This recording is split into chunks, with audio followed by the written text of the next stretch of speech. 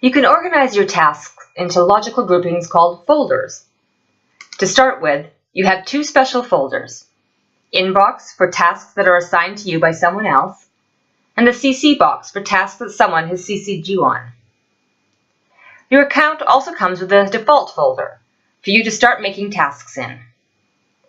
When viewing your task list, you can view just a single folder or in any combination of folders at one time. Note that to keep your task list clean looking, if a folder is empty or appears empty after your filter is applied, it will not appear in the multi-folder task list view. Click Folders to see your list of folders. From here, you can add a new folder.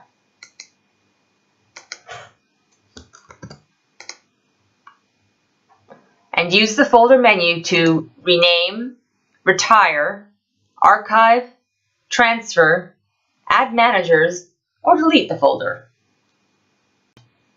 You retire a folder when you are done with it and you don't want to see it in your task list view anymore. Of course, if you want to reference the tasks in it, retired folders can be reactivated again at any time. Sometimes when you've created and completed many thousands of tasks inside a folder, it'll start to render a little slowly. If that's the case, you would select to archive the folder. This would automatically move all tasks from the folder that have been completed for more than 1 month into a new folder, which in this case would be called Team Tasks Archive, that is created in your retired folders list. This functionality exists purely to improve performance, and only the most prolific power users would likely need to invoke it. You can transfer ownership of a folder to a different user. This is particularly useful if you are leaving your company or transferring teams and need to pass off your tasks in bulk. Coming back to the folder menu, the Folders Managers functionality referenced here has to do with assigning responsibility to managers for signing off on completed tasks and will be covered in a later video. No discussion about folders would be complete without discussing task visibility within teams and sharing tasks. In TaskAnyone, tasks are either shared on a per-task basis or a per-folder basis.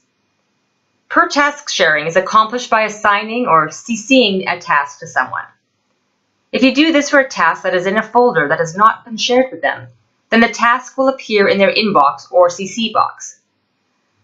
Alternatively, you can share an entire folder of tasks with someone, either giving them full write permission or on a read-only basis. Using folder sharing, an entire team can view a set of common tasks.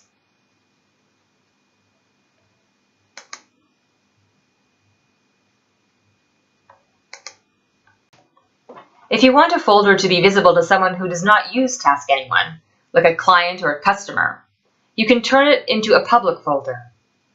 This will create a URL that shows all the tasks in the folder and for which you do not have to log in to TaskAnyone to view.